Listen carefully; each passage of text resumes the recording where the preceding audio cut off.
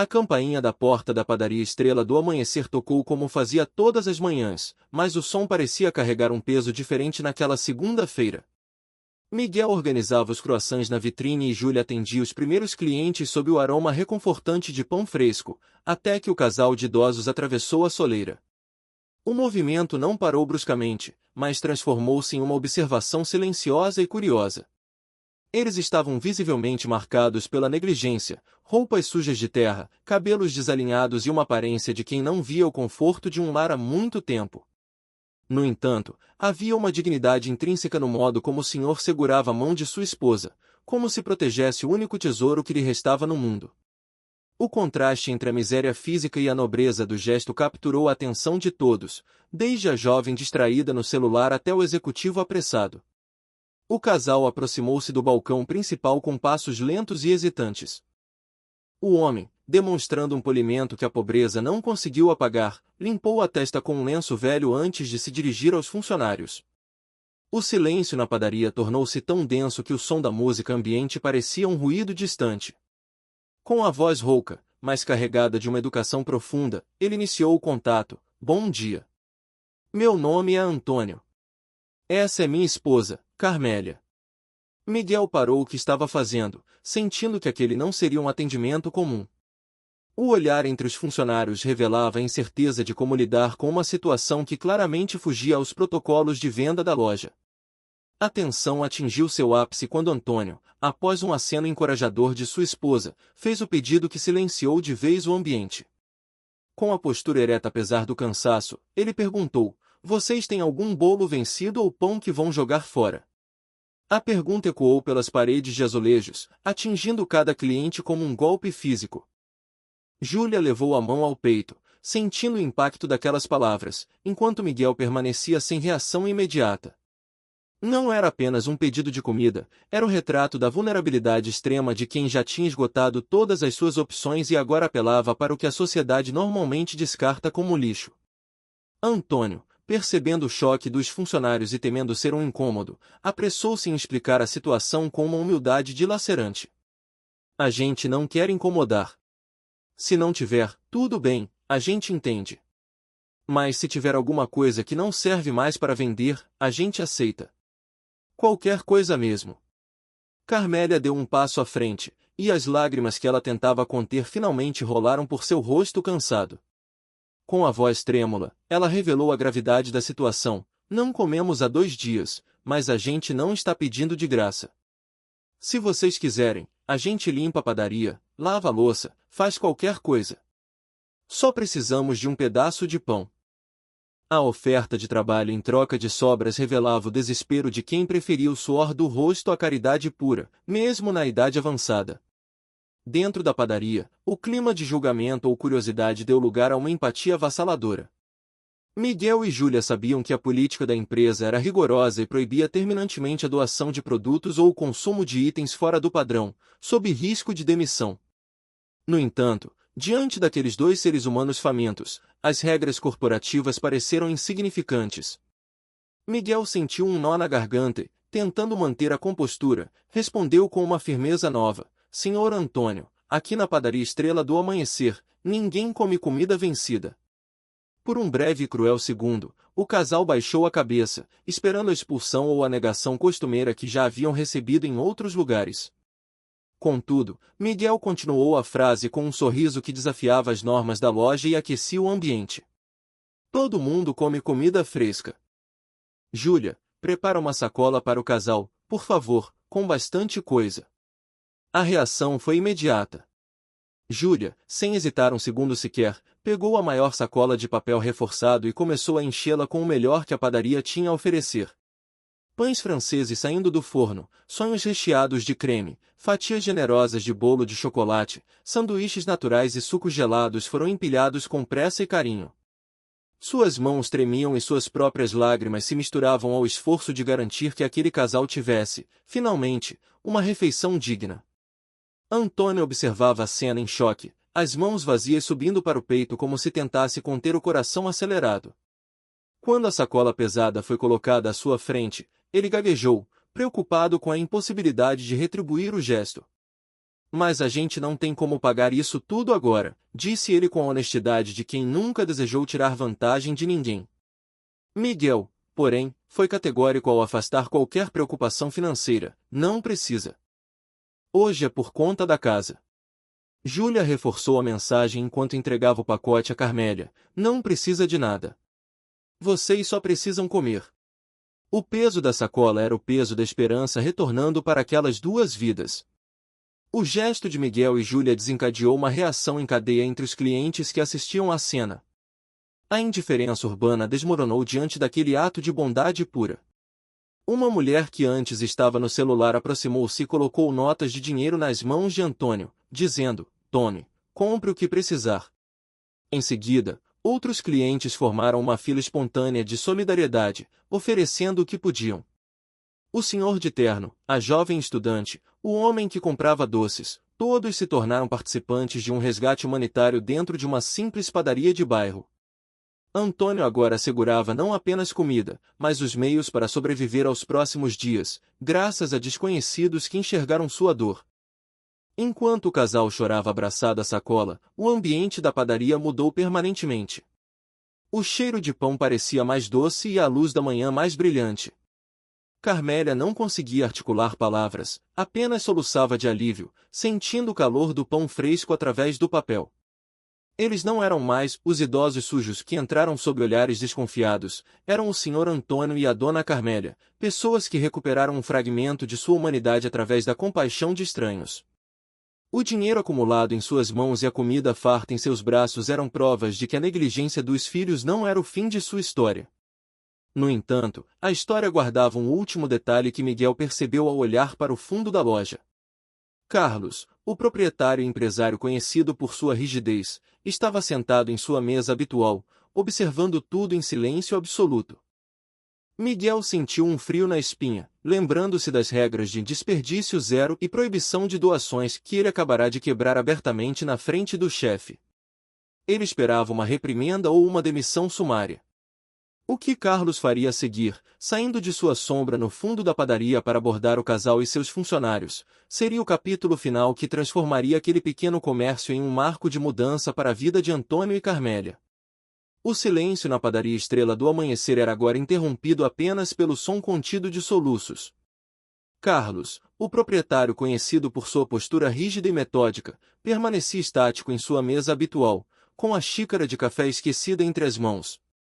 Ele não bebia, apenas observava a cena com um olhar perdido, enquanto lágrimas silenciosas e pesadas desciam livremente por seu rosto, desarmando qualquer imagem de autoridade que ele costumava projetar. Miguel e Júlia, surpresos com a vulnerabilidade do patrão, perceberam que algo muito mais profundo do que uma simples doação de pães estava acontecendo. O casal de idosos, alheio ao impacto que causava, aceitou o convite de Júlia para se acomodar. "Vocês podem sentar ali. Comam com calma, fiquem o tempo que quiserem." Antônio e Carmélia caminharam até a mesa com a lentidão de quem carrega o peso do mundo nos ombros. Mesmo debilitado pela fome e com as mãos ocupadas pelas doações dos clientes, o velho senhor não esqueceu o cavalheirismo, puxando a cadeira para que a esposa se sentasse primeiro. Ela acomodou-se com uma reverência quase sagrada, como se aquele assento fosse um trono de dignidade recuperada após anos de invisibilidade. Ao abrirem a sacola, o vapor do pão fresco subiu, perfumando o ar ao redor deles. Antônio dividiu o primeiro pão ao meio, entregando a maior parte à companheira, que fechou os olhos ao sentir o calor do alimento. "Está quente", ela disse em um sussurro quebrado pela emoção. "Faz tanto tempo que a gente não come nada quente." A comoção tomou conta de todos os presentes, ninguém mais conseguia desviar o olhar ou fingir indiferença diante daquela fome tão antiga e tão urgente. Foi nesse instante que um homem de cabelos grisalhos, que aguardava seu café no balcão, congelou no lugar. Seus olhos fixaram-se em Antônio com uma intensidade febril, como se estivesse tentando montar um quebra-cabeça de memórias distantes. O copo em sua mão começou a tremer visivelmente, e um sussurro incrédulo escapou de seus lábios antes que ele franziu a testa, buscando naquelas feições maduras a criança que um dia conhecera. O homem diante dele não esperou pela resposta e, com a voz embargada, revelou sua identidade: "Eu sou Henrique. Henrique Souza." O senhor me ensinou a ler há muito tempo atrás. Eu era aquele menino que... As palavras sumiram em meio ao choro, e o ambiente da padaria pareceu pulsar com a revelação.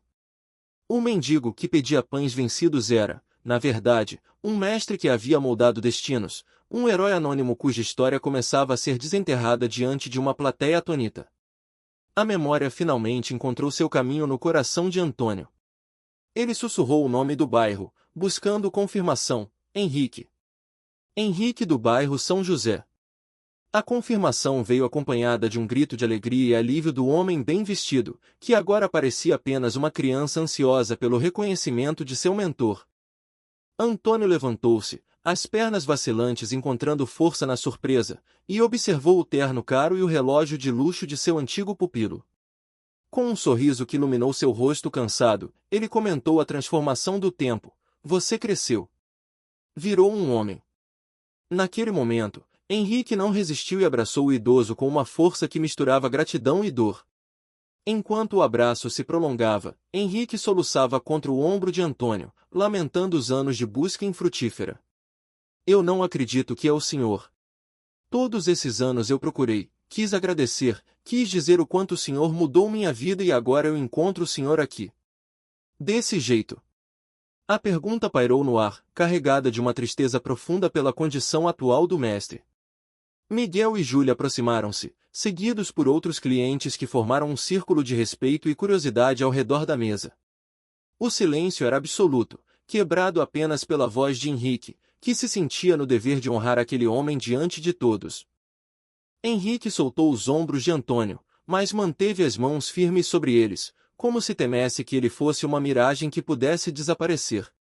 Voltando-se para a pequena multidão, ele declarou com autoridade: esse homem me salvou. Literalmente me salvou.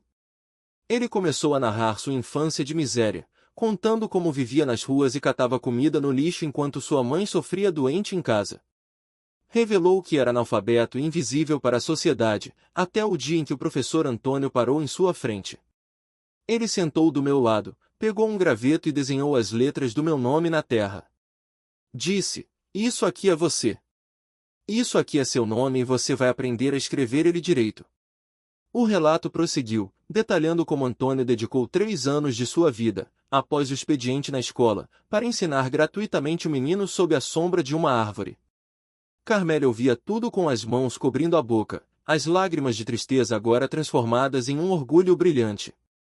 Antônio, com a humildade que lhe era inerente, tentou minimizar seu feito, mas Henrique o interrompeu, enfatizando que ele lhe dera muito mais do que letras e números. O senhor me deu dignidade, me deu futuro.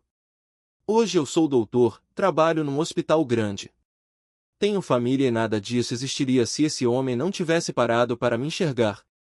O impacto daquelas palavras deixou a padaria em um estado de choque emocional. Era o reconhecimento tardio de uma vida de doação que terminara na mais absoluta pobreza.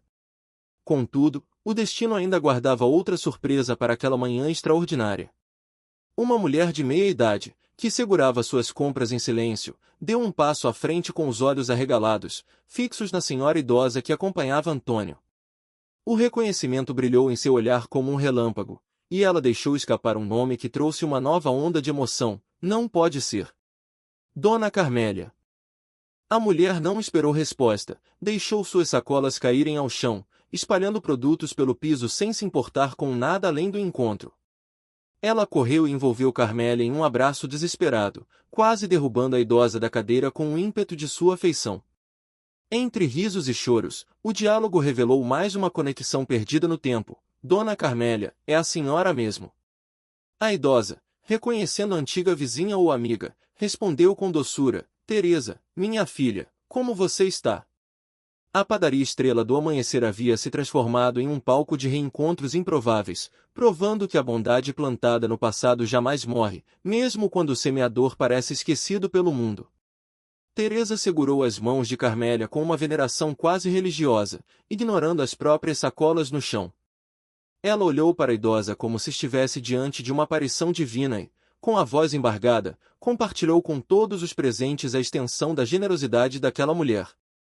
Estou bem. Estou ótima por sua causa. Essa mulher costurou o vestido do meu casamento quando eu não tinha nada, nada mesmo. Eu ia casar no civil com a roupa velha que eu tinha, mas ela descobriu. Foi na minha casa, mediu e voltou 3 dias depois com um vestido que parecia de princesa. Carmélia, em sua modéstia inabalável, tentou minimizar o feito, dizendo que era apenas uma peça simples, mas Teresa a interrompeu com um riso entre lágrimas, afirmando que aquele tecido carregava o amor que a fez se sentir bonita pela primeira vez na vida. A revelação de Teresa foi o estupim para uma sucessão de testemunhos emocionantes que transformaram a padaria em um tribunal de gratidão. Uma senhora idosa relembrou como Carmélia costurou o uniforme de seu filho quando a pobreza os assolava. Um homem de meia idade contou que Antônio o salvou da reprovação em matemática. Outros revelaram que o casal pagava material escolar para crianças carentes e oferecia aulas de reforço gratuitas todos os sábados. As histórias se entrelaçavam, desenhando o retrato de duas vidas dedicadas inteiramente ao próximo. Ficou claro para todos que aquelas pessoas que agora pediam pão vencido haviam passado décadas dando tudo o que tinham, até que não lhes restasse mais nada além da própria dignidade. A indignação tomou conta do ambiente quando uma cliente questionou como pessoas tão bondosas haviam chegado àquela situação de abandono. Antônio, com o peso da decepção no olhar, explicou que criaram 2 filhos, Marcelo e Patrícia, com todos os recursos que puderam oferecer, formando-os como advogado e médica. No entanto, a ruína financeira veio quando foram fiadores de um amigo que desapareceu, deixando uma dívida impagável que consumiu sua casa. Ao pedirem abrigo temporário aos filhos bem-sucedidos, receberam a negação mais cruel. Disseram que tinham vida estruturada, que a gente ia atrapalhar. Deram dinheiro para o hotel por algumas semanas, mas depois pararam de atender ligações. O dinheiro acabou e a gente ficou nas ruas. O relato do abandono filial provocou uma onda de revolta e solidariedade imediata entre os desconhecidos. Henrique, o médico que fora alfabetizado por Antônio, socou a própria mão em sinal de frustração, declarando que aquilo não poderia continuar assim. Teresa e outros clientes começaram a organizar uma rede de apoio instantânea, oferecendo moradia, trabalho e doações financeiras. Foi nesse momento de efervescência que Carlos, o dono da padaria, finalmente se levantou. Ele caminhou lentamente em direção à mesa, e todos notaram que seu choro era diferente, não era apenas empatia, era algo que vinha de um lugar remoto e doloroso de seu passado. Carlos parou diante do casal, tentando controlar a respiração enquanto a voz se recusava a sair. Antônio observava com uma sensação de familiaridade, tentando encontrar nos traços do empresário algo que fizesse sentido em sua memória. Carlos limpou o rosto com as costas da mão e pronunciou as palavras que silenciaram a multidão. Vocês não sabem o que fizeram por mim. Vocês não fazem ideia.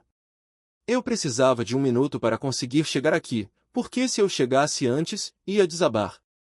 Carmélia, confusa, perguntou se eles se conheciam, ao que ele respondeu com um riso triste carregado de saudade. Conhece, Dona Carmélia.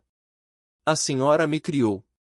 O silêncio que se seguiu foi absoluto, enquanto Carlos se preparava para revelar uma história guardada por décadas. Ele contou que, aos 9 anos, perdeu os pais em um acidente e foi entregue a uma tia que tratava com violência e desprezo, chamando-o de peso morto.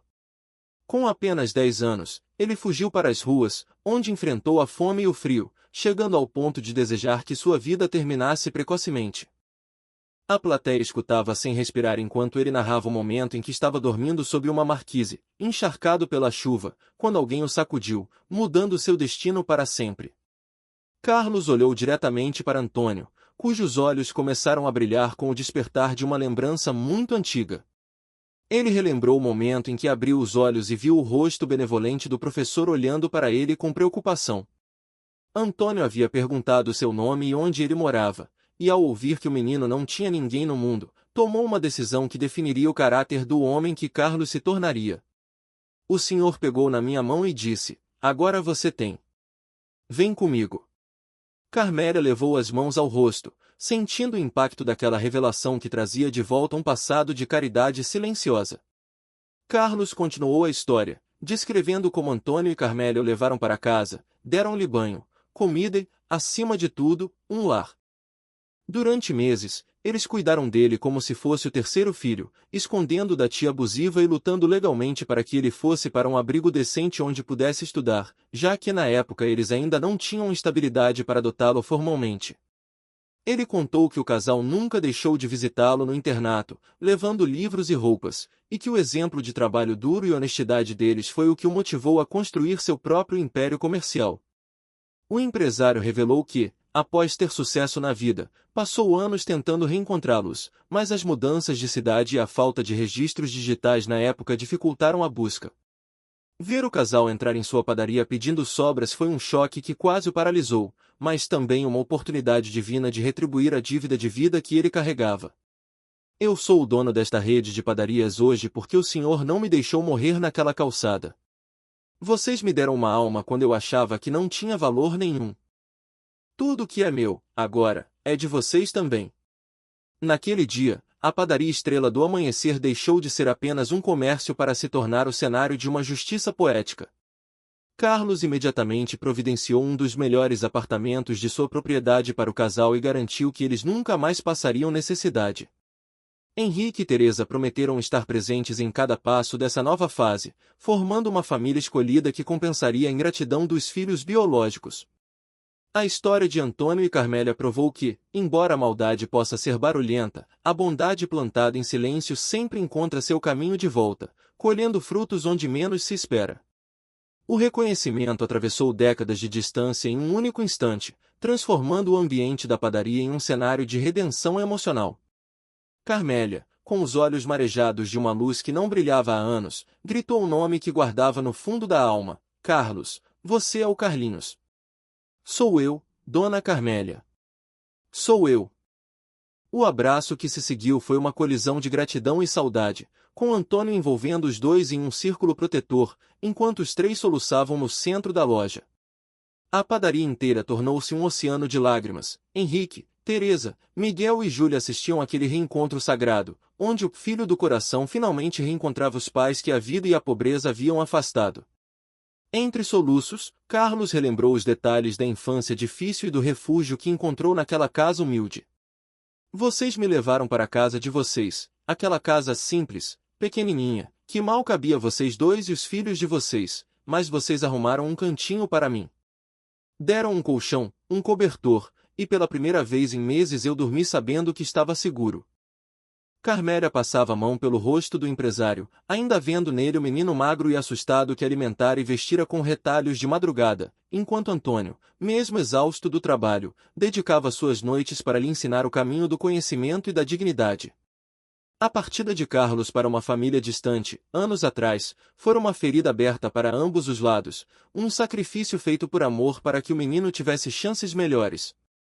Carlos, no entanto, nunca viu a pobreza deles como uma limitação, mas como a prova de um caráter inabalável. Vocês me deram tudo. Tudo o que importava de verdade. Vocês me deram vida, sentido, amor. Me mostraram que eu valia alguma coisa.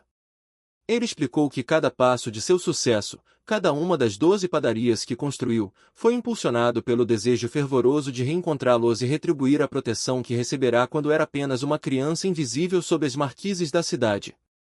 O destino, que os separou em um bairro que já nem existia mais, resolveu uni-los no momento de maior desespero dos idosos.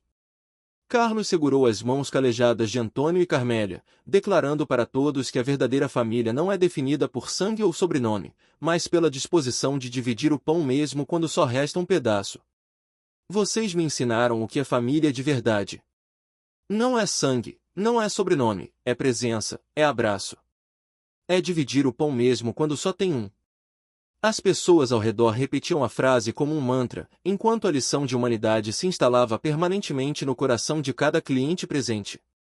Com a autoridade de quem venceu a vida sem perder a essência, Carlos anunciou que o tempo de sofrimento do casal havia terminado.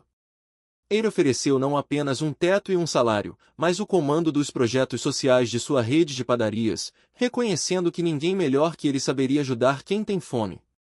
A partir de hoje, Antônio e Carmélia trabalham comigo. Vão coordenar nossos projetos sociais, porque se tem gente que sabe ajudar quem precisa, é vocês dois. Vão ter apartamento, salário digno, tudo o que for necessário. A padaria explodiu em uma salva de palmas, celebrando a justiça poética que transformava a mendicância em liderança e respeito. Contudo, a harmonia do momento foi abruptamente interrompida por uma nova realidade tecnológica. Júlia, pálida e com o celular em mãos, anunciou que a história havia viralizado instantaneamente nas redes sociais, alcançando milhares de pessoas. O clima de celebração transformou-se em tensão quando ela leu um comentário que surgiu nas plataformas digitais, vindo de uma fonte inesperada e venenosa. Gente, a história está viralizando. Já tem mais de 100.000 visualizações. E tem um comentário de alguém que diz ser filho de vocês. Marcelo escreveu que os pais estão mentindo, que eles os abandonaram primeiro, e que está vindo para cá agora a contar a verdade. O impacto das palavras de Marcelo foi como uma rajada de vento gelado em uma manhã de sol. Carmélia sentou-se devagar, sentindo as forças se esvaírem, enquanto Antônio parecia encolher sob o peso da nova acusação. A figura do filho advogado, que antes era apenas uma sombra de ingratidão, agora se materializava como um antagonista perigoso, disposto a manchar a reputação dos pais para proteger a própria imagem pública. Carlos, percebendo a fragilidade de seus protetores, cerrou os punhos em uma mistura de raiva e proteção. Versão. Que versão pode existir para abandonar os próprios pais na rua? Questionou ele, com a voz carregada de indignação. A padaria, que momentos antes era um templo de gratidão, tornou-se um campo de espera para um confronto inevitável. Os clientes não foram embora, o suspense os manteve presos àquele drama humano que agora ganhava contornos de tragédia familiar. Antônio, mantendo a serenidade que lhe era peculiar, tentou acalmar os ânimos, pedindo cautela antes que o furacão chegasse. Calma. Se ele vem, que venha. A verdade não precisa de pressa para se defender, sussurrou o velho professor, embora seus olhos traíssem o medo de ser ferido novamente por aqueles que ele tanto amou. A chegada iminente de Marcelo e, possivelmente, de Patrícia, trazia consigo o medo de que a dignidade recém-recuperada de Antônio e Carmélia fosse posta à prova diante de câmeras e desconhecidos. O silêncio que caiu sobre a estrela do amanhecer era agora pesado e carregado de eletricidade. Henrique e Teresa posicionaram-se ao lado do casal, formando uma barreira humana de apoio, prontos para defender os idosos contra a retórica afiada de um filho bem-sucedido que via em seus pais uma ameaça ao seu status social. O confronto prometia expor as entranhas de uma família destruída pelo egoísmo. Carlos, porém, não estava disposto a deixar que o passado de dor voltasse a assombrar seus salvadores. Ele olhou para a porta da padaria, aguardando o homem que ousava chamar de mentirosos aqueles que haviam dado a vida por ele. O empresário sabia que a batalha que se aproximava não seria apenas sobre dinheiro ou moradia, mas sobre a verdade de uma vida inteira de sacrifícios. Que ele venha, pensou Carlos, preparando-se para ser o escudo daqueles que, um dia, foram sua única marquise contra a chuva. A tempestade estava batendo à porta, e o julgamento final da família Souza estava prestes a começar sob a luz fluorescente da padaria. O ambiente na padaria Estrela do Amanhecer transformou-se em um bunker de proteção emocional. Miguel, agindo por instinto, trancou a porta da frente e virou a placa para fechado, mesmo com o sol da manhã brilhando forte lá fora. Ele declarou que ninguém entraria até que a situação fosse resolvida, pois ali só havia família.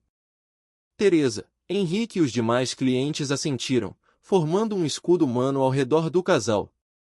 Diante da oferta de proteção, Antônio, mantendo a serenidade de quem já enfrentou todas as tempestades, insistiu que precisava falar com os filhos, apesar da dor que isso causava.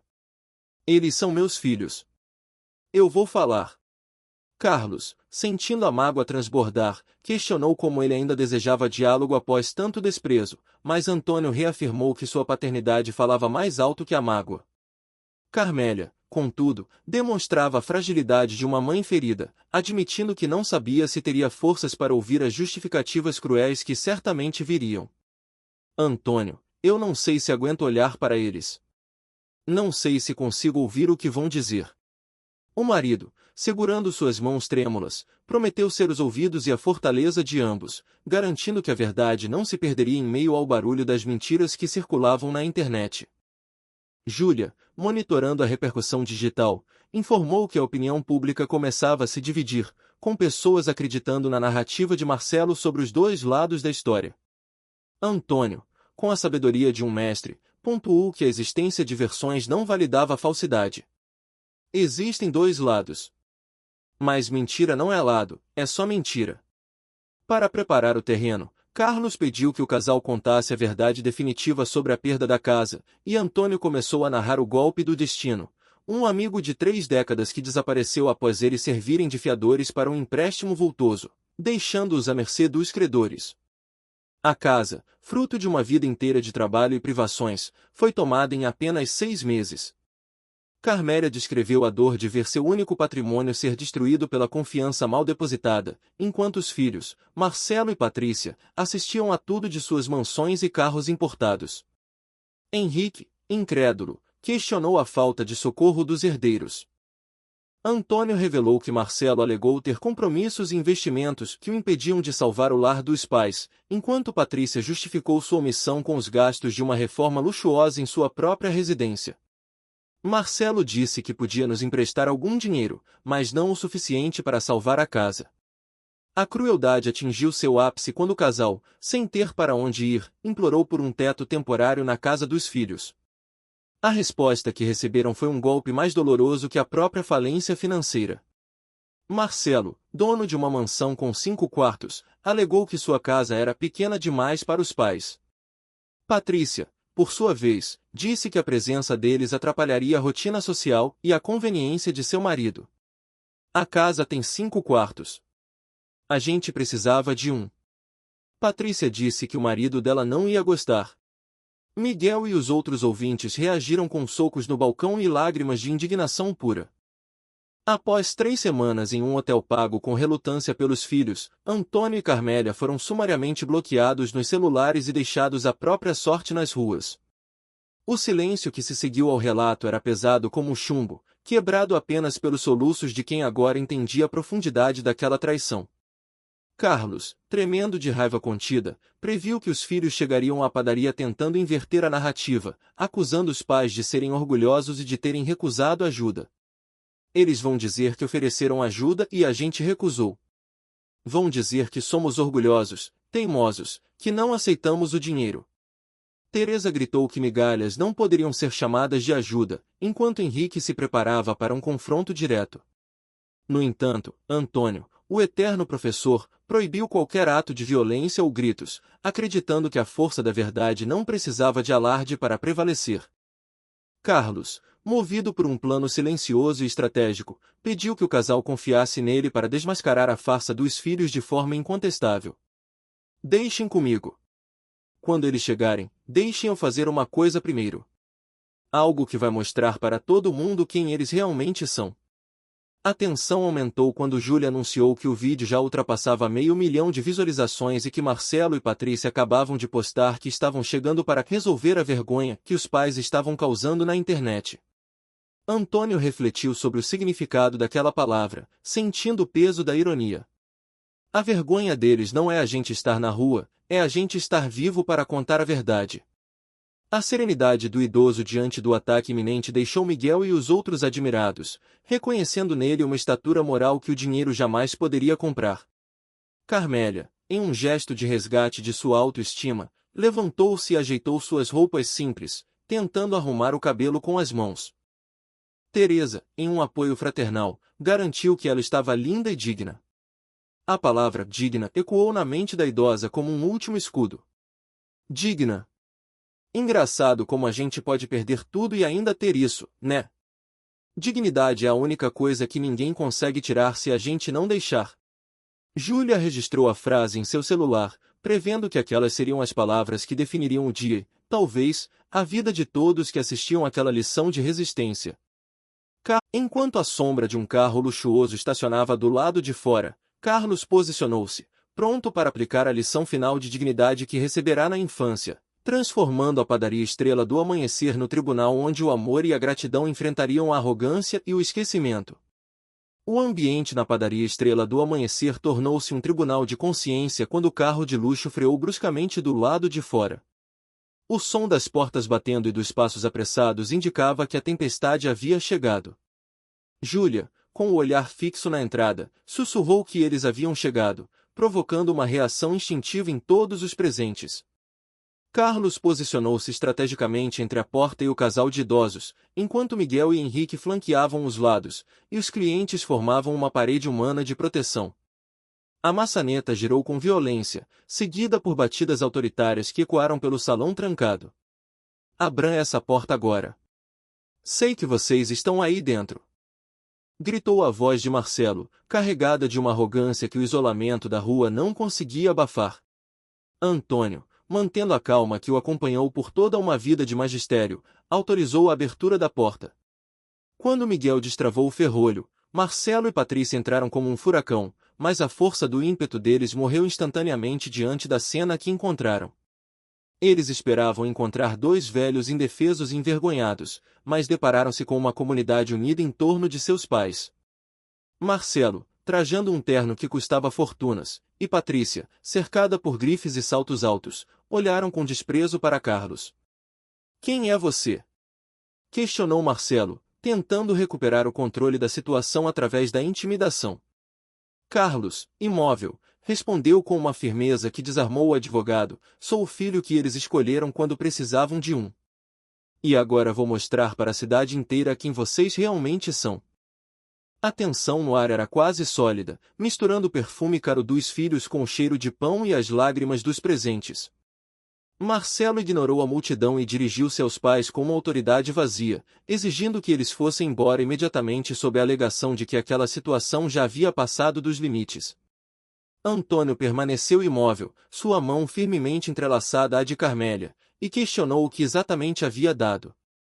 Patrícia, perdendo a compostura, explodiu em indignação: "Essa palhaçada na internet.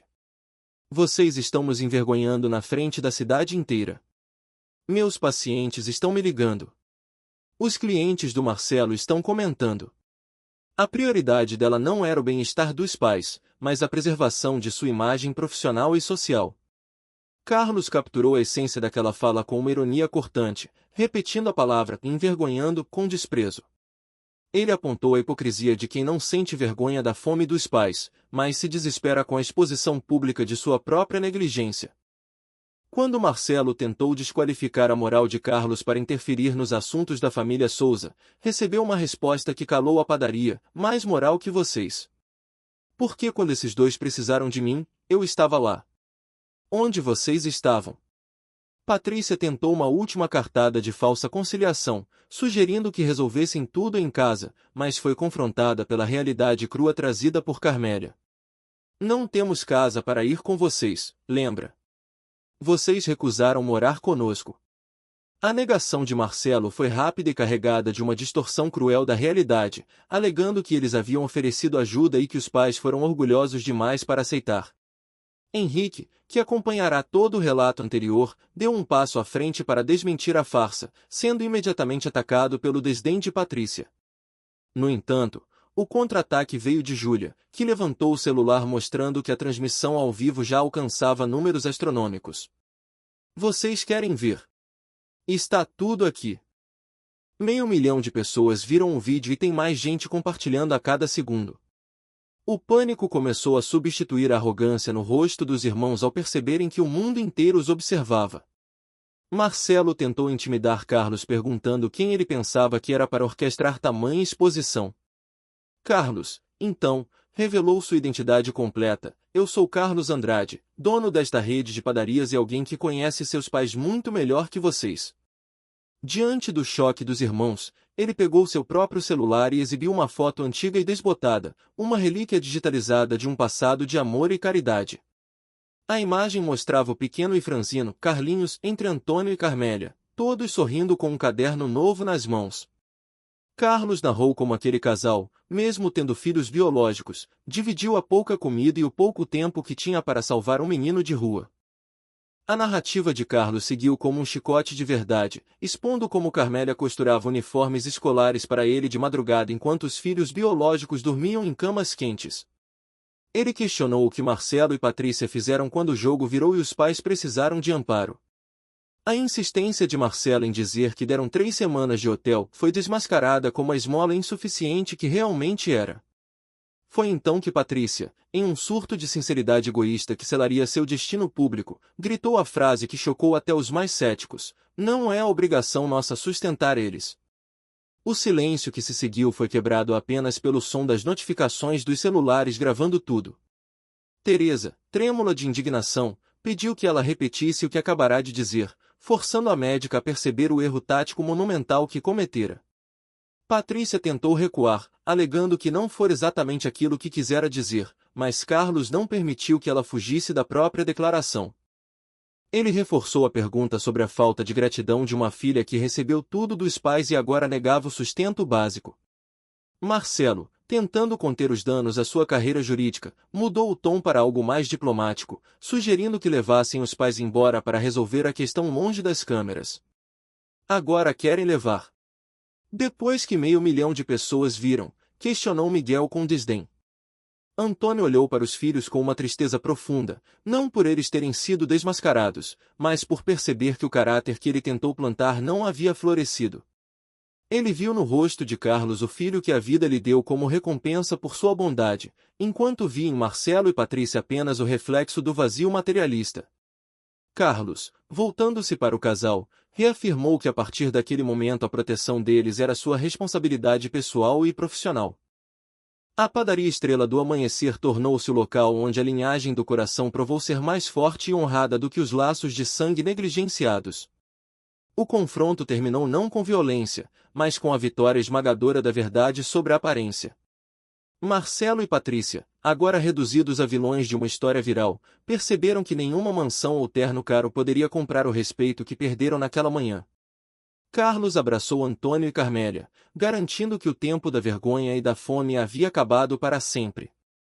"Vocês me ensinaram que a gente nunca perde quem a gente é por dentro", disse Carlos, enquanto a multidão na padaria, emocionada, assistia ao nascimento de uma nova história de vida para os dois professores que, enfim, colheram o amor que semearam. A atmosfera na padaria Estrela do Amanhecer atingiu um ponto de clareza absoluta quando Antônio, com a calma de quem já ensinou todas as lições necessárias, desmascarou a intenção dos filhos. Ele percebeu que a presença deles ali não era fruto de um arrependimento genuíno ou de uma saudade tardia, mas um movimento estratégico para conter os danos às suas carreiras e círculos sociais. Ao confrontar Marcelo, o idoso resgatou a essência de tudo que tentou plantar no coração dos herdeiros, questionando o que eles haviam aprendido com os exemplos de caridade que presenciaram em casa. "Não é por amor, não é por saudade, não é por preocupação, é por imagem. Eu e sua mãe passamos a vida ensinando vocês a serem gente boa. E vocês aprenderam o quê? Aprenderam que dinheiro é mais importante que família." Patrícia tentou erguer uma barreira de defesa, alegando que o sucesso deles era fruto de trabalho duro, mas foi prontamente silenciada por Carmélia. A mãe, que até então parecia fragilizada, levantou-se com a força de quem conhece cada sacrifício feito no passado. Ela relembrou à filha cada livro, cada curso e cada renúncia alimentar feita para que a medicina fosse um sonho possível. O golpe final veio com a revelação de que Carmélia chegará a vender suas próprias alianças de casamento para ajudar na entrada da casa da filha, a mesma casa onde, meses depois, lhe foi negado um simples quarto para dormir. Olha para sua mãe e responde: "Quem fez tudo isso por você? Me deixou na rua. Disse que seu marido não ia gostar de me ter na casa que eu ajudei a pagar." Antônio observava os filhos com uma tristeza profunda, diagnosticando que eles não eram inerentemente maus, mas sim pessoas que se perderam no brilho fútil das conquistas materiais. Ele apontou para as roupas de marca e os acessórios caros como símbolos de um esquecimento imperdoável sobre as próprias origens. Enquanto isso, Carlos monitorava a transmissão ao vivo, informando que mais de 200.000 pessoas testemunhavam aquele acerto de contas em tempo real. O empresário destacou que, embora eles ainda tivessem a chance de mudar, o orgulho parecia ser uma barreira intransponível para o amor. "Vocês são perdidos. Esqueceram de onde vieram. Esqueceram quem eram antes de terem tudo isso." A rede de apoio formada pelos clientes e funcionários da padaria também não silenciou. Henrique e Teresa pontuaram a ingratidão dos filhos, que receberam amor gratuito e tentaram devolver cobranças caras. Miguel reforçou que o valor dos pais havia sido erroneamente medido pelo saldo bancário, E agora o mundo inteiro tinha acesso à verdadeira face daquela família. Carlos finalizou a exposição afirmando que a máscara social de Marcelo e Patrícia havia caído definitivamente. O mundo inteiro sabe quem vocês realmente são. Vocês tiveram os melhores pais do mundo e não souberam dar valor. Diante do colapso emocional de Patrícia e do tremor visível de Marcelo, Antônio deu o veredito final sobre o destino do casal. Ele escolheu seguir o caminho com aqueles que permaneceram ao seu lado durante o frio das ruas, e não com os que fecharam as portas em sua face. Quando Marcelo tentou um último gesto de aproximação física, Carlos interveio, protegendo o homem que o salvara na infância e reafirmando que o direito àquele toque havia sido perdido no momento do abandono. Vamos com quem escolheu ficar quando ficou difícil. Podem ir, voltem para suas vidas. A gente vai ficar bem, como sempre ficamos. Sem vocês. As palavras de Carmélia, selando a despedida com um definitivo "sem vocês", ecoaram como o fechamento de um ciclo doloroso. Os filhos saíram sob o peso da derrota moral, e a padaria explodiu em aplausos, celebrando a vitória da dignidade. No entanto, o clima de festa foi interrompido por Júlia, que, pálida diante das notificações em seu celular, revelou que o vídeo havia atingido a marca impressionante de 2 milhões de visualizações. A história havia se tornado o assunto principal do país, alcançando celebridades, políticos e gerando uma onda de solidariedade sem precedentes. Gente, vocês precisam ver isso. O vídeo não está mais em 500 mil visualizações, está em 2 milhões. Padaria do Amor está em primeiro lugar no país inteiro. As consequências práticas da exposição começaram a surgir nos comentários e notícias.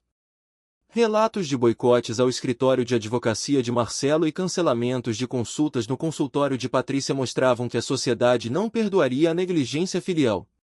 Enquanto isso, o casal de idosos recebia ofertas de emprego, doações e até pedidos de reconhecimento oficial pela prefeitura. Antônio, processando a magnitude dos acontecimentos, mal podia acreditar que tudo aquilo começara com um pedido por um pedaço de pão. Isso é loucura. A gente só queria um pedaço de pão. As coisas ficaram grandes demais. Carlos, com o olhar de quem conhecia a força da justiça, discordou do idoso, afirmando que os fatos estavam apenas tomando a proporção da verdade que eles viveram em silêncio por tanto tempo. Ele garantiu que o reconhecimento era o fruto de uma vida inteira dedicada ao bem. Foi nesse momento que uma nova batida na porta, desta vez hesitante e carregada de incerteza, chamou a atenção de todos. Miguel, ao conferir pelo vidro, surpreendeu o grupo ao anunciar que Patrícia havia retornado, mas desta vez estava sozinha e visivelmente desamparada. É a Patrícia. Sozinha. Está chorando. Não precisa abrir se não quiser. Antônio, movido por uma misericórdia que desafiava a lógica da mágoa, ordenou que a porta fosse aberta. Ele não conseguia ignorar o chamado de uma filha, independentemente do que havia ocorrido. Miguel obedeceu, revelando uma imagem de Patrícia que contrastava drasticamente com a mulher arrogante que entrará minutos antes. Ela havia abandonado a bolsa de grife e os sapatos de luxo, permanecendo descalça na calçada, como se tivesse despido sua armadura de vaidade para enfrentar a realidade nua de seus atos. Senhor Antônio, abre, Miguel. É minha filha. A presença de Patrícia, descalça e vulnerável, trouxe um novo silêncio à padaria Estrela do Amanhecer. O orgulho que antes a sustentava parecia ter sido lavado pelas lágrimas, e sua postura indicava que, pela primeira vez em muito tempo, ela não estava ali como a médica bem-sucedida, mas como a filha que precisava encontrar o caminho de volta para casa. O destino do casal e a possibilidade de um perdão genuíno agora dependiam das próximas palavras daquela mulher que, ao perder seus sapatos, o rosto de Patrícia era o retrato da devastação. A maquiagem borrada e o inchaço nos olhos faziam-na parecer 10 anos mais velha do que quando entrará na padaria pela primeira vez. Ela atravessou o salão com passos hesitantes, descalça e despida da armadura de arrogância que ostentava anteriormente. O silêncio que a recebeu não era mais de raiva, mas de uma piedade cortante que parecia doer mais do que qualquer grito. Com a voz embargada e quase imperceptível, ela buscou a autorização do pai para se explicar, sentindo o peso de cada olhar julgador presente no recinto. Posso entrar? Eu preciso falar, por favor. Antônio permitiu sua entrada com um aceno silencioso, enquanto Carlos e Henrique mantinham-se como sentinelas da verdade, prontos para confrontar qualquer justificativa vazia. Patrícia tentou alegar que ninguém ali entendia a complexidade de sua vida, mas foi imediatamente interrompida por Carlos, que reafirmou conhecer a essência daquela família muito melhor do que ela. Ele descreveu o amor sacrificial que presenciara, contrastando com o egoísmo que os filhos biológicos demonstraram. Diante da exposição de suas falhas, Patrícia desabou em um choro convulsivo, admitindo finalmente o peso de suas ações. Eu sei o que eu fiz. Eu sei o que a gente fez. Eu quero mudar. Eu quero consertar, mas não sei como. Enquanto ela tentava falar, seu celular vibrava incessantemente com notificações de ódio e cancelamentos de pacientes, um lembrete digital de que sua reputação estava em ruínas. Em um gesto de desespero e repulsa pela própria imagem, ela desligou o aparelho, retirou a bateria e jogou tudo ao chão, reconhecendo que o linchamento virtual era apenas o reflexo do que ela mesma sentia ao se olhar no espelho. Ela admitiu que o status, o marido rico e a mansão haviam se tornado troféus. Ela afirmou que não estava ali para implorar por um perdão que não merecia ou para pedir que os pais voltassem para sua casa, pois sabia que havia perdido esse direito no momento em que os abandonou.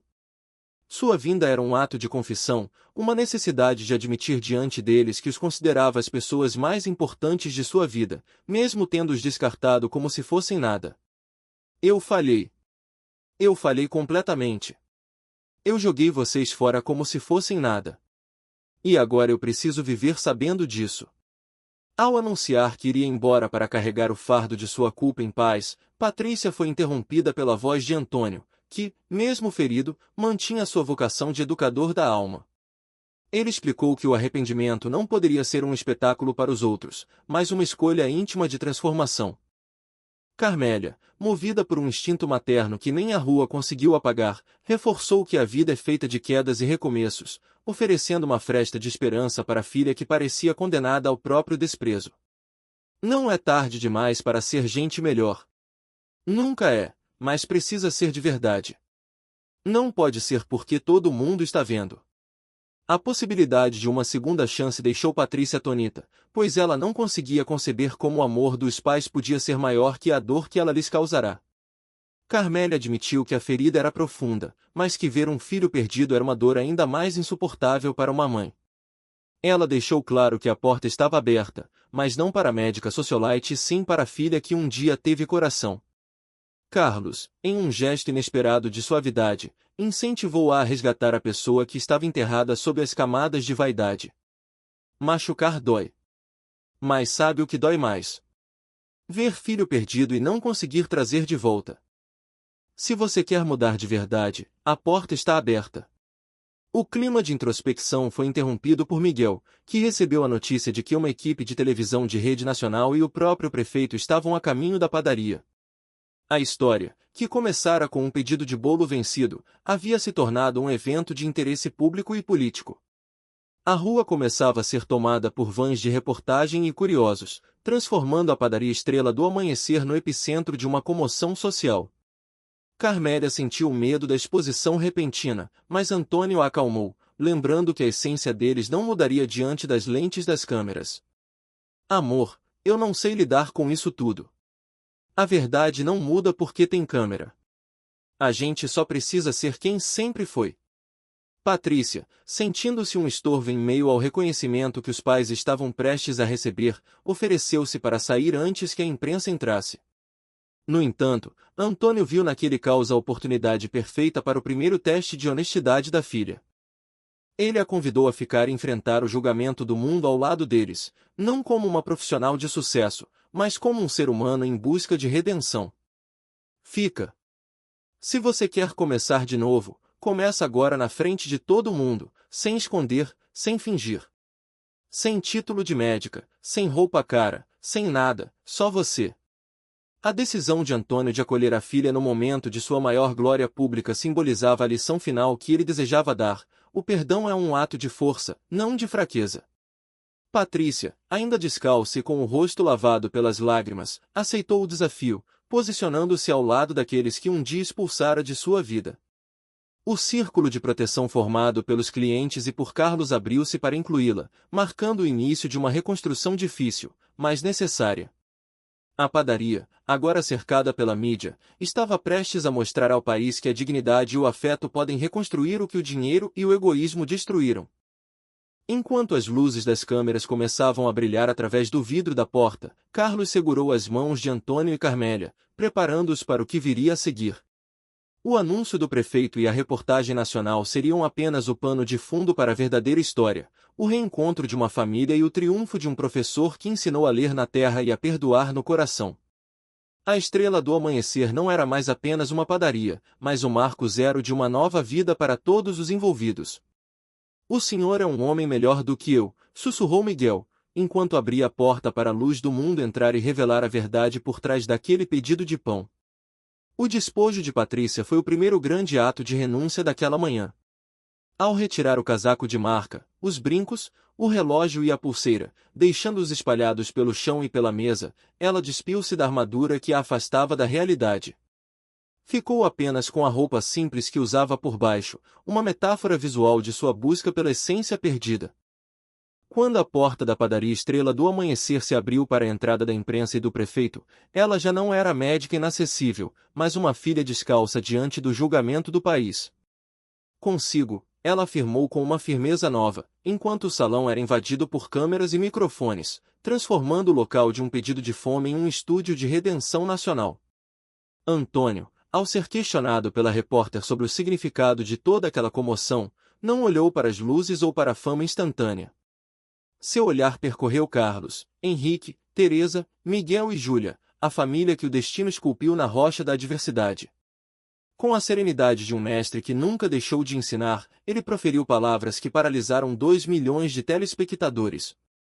Significa que bondade volta, nem sempre do jeito que a gente espera, nem sempre das pessoas que a gente imagina, mas volta e quando volta, traz junto todo mundo que a gente tocou no caminho. A emoção atingiu até os profissionais da comunicação, que choravam enquanto registravam o triunfo do espírito humano sobre a negligência. O prefeito, assumindo seu papel de representante de uma cidade que falhou com seus idosos, tomou a palavra com uma solenidade carregada de arrependimento. Ele reconheceu que a história de Antônio e Carmélia não era apenas um vídeo viral, mas uma lição de cidadania que a prefeitura jamais fora capaz de oferecer. Diante das câmeras de todo o país, ele anunciou medidas que mudariam permanentemente o legado do casal. "Eu vim anunciar 3 coisas. Primeira, a partir de hoje vocês dois recebem o título de cidadãos honorários. O maior reconhecimento que podemos dar." A padaria explodiu em aplausos, marcando o início de uma reparação histórica para os 2 professores que sempre deram tudo sem pedir nada. As medidas anunciadas não pararam no título honorífico. O prefeito revelou a criação de um fundo de apoio aos idosos abandonados, garantindo que a dor de Antônio e Carmélia servisse de semente para que ninguém mais passasse fome nas ruas. Carlos Andrade, o empresário que devia sua vida ao casal, selou o compromisso com uma doação monumental, metade do lucro de todas as suas 12 padarias durante um ano inteiro. A terceira e mais impactante notícia foi a inauguração do Instituto Dignidade e Amor, um centro comunitário que seria coordenado pelos próprios idosos. "É tudo o que sempre fizemos, só que agora com estrutura de verdade, com dignidade de verdade", completou Carmélia, emocionada. No auge da comemoração, a porta da padaria se abriu novamente para revelar Marcelo, mas o homem arrogante em seu terno impecável havia desaparecido. Ele vestia camisa simples e calça jeans, trazendo consigo a esposa e as filhas. O choro de Marcelo era o de quem percebera o abismo que criará entre ele e sua própria origem. Ele apresentou as meninas aos avós, pedindo perdão por ter escondido a existência deles sob uma montanha de mentiras e status social. "Pai, mãe, eu trouxe as meninas. Elas precisam conhecer os avós de verdade, não a mentira que eu contei para elas." A cena das crianças descobrindo os avós trouxe uma pureza que quebrou as últimas resistências de mágoa no ambiente. Antônio, ajoelhando-se para ficar na altura da neta de 6 anos, viu o futuro brilhar nos olhos da criança. A pergunta inocente da menina sobre o motivo da ausência dos avós em sua casa foi um punhal de verdade que Marcelo aceitou com humildade, admitindo seu erro diante das filhas. Carmélia, ao tocar o rosto das netas, deu a lição final sobre o que constitui um lar verdadeiro, enfatizando que o afeto não é uma conveniência de fins de semana, mas um compromisso com a dor e a alegria do outro. A vovó sempre quis. Mas o papai de vocês precisa aprender uma coisa importante. Família é presença quando fica difícil, é abraço quando dói. É porta aberta sempre. Marcelo, soluçando e ajoelhado ao lado do pai, admitiu que a visão de estranhos cuidando de seus pais como se fossem sangue o fizera entender a magnitude do que ele havia jogado fora. Ele expressou o desejo de que suas filhas crescessem sob a influência dos avós que ele tivera a sorte de ter, mas não o caráter de honrar. Antônio, levantando o filho com a mesma mão que um dia o ensinara a andar, mostrou que a memória e o amor são resilientes. Não jogou fora. Só esqueceu onde estava, mas memória volta. Se você deixar. A reconciliação, transmitida ao vivo para milhões, provou que o perdão é o degrau mais alto da dignidade humana. A padaria Estrela do Amanhecer, que começara o dia como um local de desespero e fome, encerrava-se como o marco zero de uma revolução social e familiar. Patrícia, ainda sentada no chão e despida de sua vaidade médica, olhava para o irmão e para os pais com um brilho de esperança. Carlos, Henrique e os outros observavam a cena sabendo que haviam feito parte de um milagre cotidiano. O Instituto Dignidade e Amor não era apenas um prédio a ser construído, mas um estado de espírito que já havia sido inaugurado ali mesmo, entre sacolas de pães e câmeras de televisão. Eu quero deixar, sussurrou Marcelo, aceitando o convite para recomeçar. Enquanto a luz das câmeras começava a se apagar e a multidão na rua se dispersava, o silêncio que sobrou na padaria era de paz. O casal de idosos, agora cercado pelos filhos e netos biológicos e pelos filhos do coração, sentou-se para terminar o café que havia sido interrompido.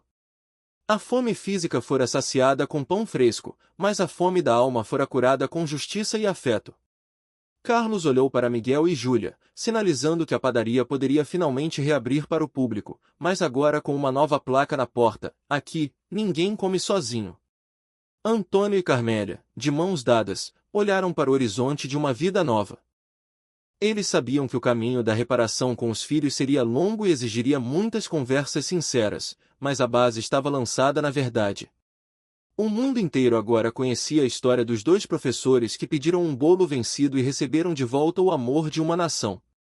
A dignidade, como Carmélia dissera, era a única coisa que ninguém conseguirá tirar deles, e agora, ela brilhava mais forte do que nunca. O abraço entre Marcelo e Patrícia, no centro da padaria Estrela do Amanhecer, foi um gesto de reconstrução lenta e dolorosa, como se tentassem colar os pedaços de uma vida quebrada pelo egoísmo. A repórter, tomada pela emoção, mal conseguia cumprir seu papel narrativo, enquanto o cinegrafista mantinha a lente fixa naquela humanidade crua e real que transbordava para as telas de todo o país. Antônio, com a honestidade que apenas os justos possuem, olhou para os filhos e admitiu a complexidade do que sentia no momento. Eu não sei se perdoo vocês. Não sei se consigo. Não ainda, mas sei que amo vocês. Sempre amei. E isso não muda. Amor não some porque a gente erra, só fica machucado. Carmélia, complementando o pensamento do marido, trouxe a sabedoria da cura através da dedicação e da paciência. Ela enfatizou que feridas profundas exigem tempo, verdade, acima de tudo, uma presença que não se resuma a promessas vazias. Carlos, o filho do coração, aproximou-se para reforçar que a redenção de Marcelo e Patrícia teria de ser provada no cotidiano, longe das câmeras e perto da realidade de seus pais. Marcelo, em um reconhecimento tardio mas necessário, prometeu que estaria presente todos os dias, não mais por obrigação ou para salvar sua reputação, mas por ter percebido que quase perdeu o que havia de mais sagrado em sua história. Machucado pode sarar. Se a gente cuidar direito, com tempo, com verdade, com presença. Não com promessa, com presença de verdade. Antônio, observando o círculo que se formara ao seu redor, composto por Carlos, Henrique, Teresa, Miguel, Júlia e seus filhos biológicos, sentiu que o ciclo de sua vida estava se completando de forma extraordinária. Ele dirigiu-se às câmeras e aos milhões de espectadores, compartilhando a lição de uma vida inteira dedicada ao próximo. Explicou que a bondade é uma semente que nem sempre brota de imediato, e que o plantio exige fé no futuro, mesmo quando o semeador não espera ver a colheita. Aprendi que a gente não planta para colher no mesmo dia. A gente planta porque acredita que uma hora vai brotar e às vezes demora tanto que a gente nem vê. Mas brota. Sempre brota. As vozes de gratidão começaram a ecoar pela padaria, formando um coral de testemunhos vivos. Carlos relembrou os 40 anos que levaram para que ele pudesse agradecer pelo acolhimento sob a marquise. Henrique reafirmou que sua carreira médica era um fruto direto daquele ensino gratuito, e Teresa lembrou como um simples vestido de noiva lhe devolvera a dignidade. O impacto daquelas vidas simples, que nunca pediram reconhecimento, finalmente recebia a devida reverência nacional. A repórter, recuperando a voz, destacou a resiliência do espírito de Antônio e Carmélia, que, apesar da fome física, mantiveram-se inabaláveis em sua essência moral. Plantaram em mim. E demorou 40 anos para eu poder agradecer, mas brotou. Plantaram em mim. E hoje sou médico por causa disso. Aquele vestido me deu mais que roupa, me deu dignidade. Instigado a deixar uma mensagem final para o Brasil, Antônio olhou nos olhos de sua esposa e encontrou nela a força para resumir sua filosofia de vida. Ele alertou o país sobre a falácia de medir o valor humano através de posses materiais, sugerindo que a verdadeira estatura de um homem é revelada pelo que ele é capaz de oferecer quando não possui absolutamente nada. Carmélia adicionou que a família ultrapassa os laços consanguíneos, sendo composta por aqueles que escolhem ficar e sustentar o outro nos momentos de queda e dor. A mensagem é simples: nunca meça o valor de uma pessoa pelo que ela tem.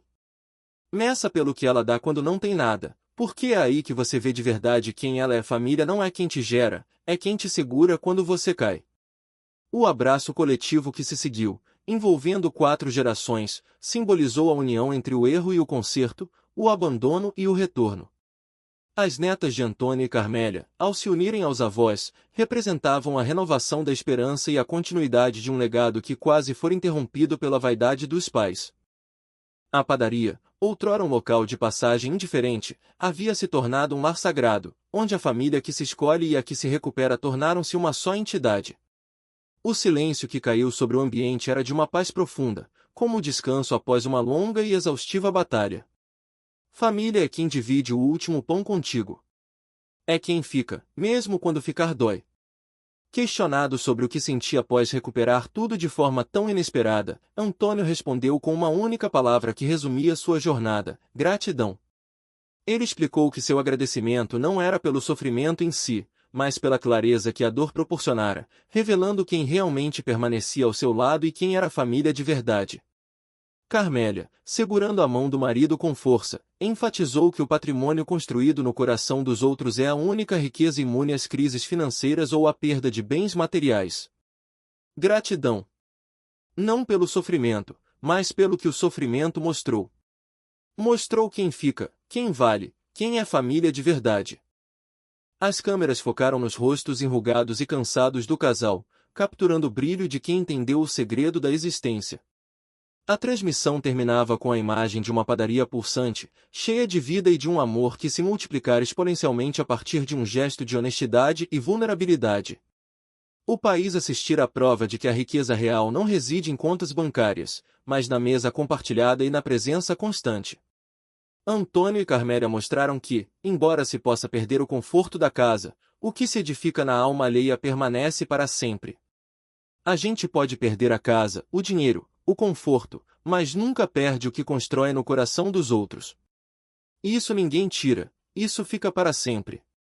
Carlos, observando a cena de seus pais adotivos rodeados de amor, sussurrou para si mesmo um agradecimento eterno. Ele compreendia agora que a família é uma escolha contínua de afeto e cuidado, e que ele fora abençoado por ter sido escolhido por eles quando o mundo o rejeitara. O exemplo de Antônio e Carmélia transformará sua vida e agora transformava a cidade e o país.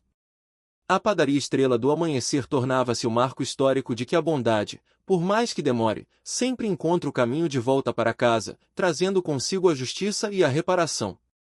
Naquela manhã, entre o cheiro de pão fresco e as lágrimas que finalmente secavam, a lição final foi selada: o amor plantado com sinceridade nunca morre. Ele atravessa décadas, Vence o orgulho e floresce no deserto da indiferença humana. Antônio e Carmélia, os professores que pediram um pedaço de pão, terminaram o dia como os mestres de uma nação inteira, ensinando que a maior riqueza é ser lembrado por quem se amou. A história terminava ali, mas o impacto de suas ações continuaria a ecoar em cada pão dividido e em cada abraço de reencontro por todo o Brasil. Obrigado por me ensinarem que família não é destino, é escolha. Obrigado por me escolherem quando ninguém mais escolheu.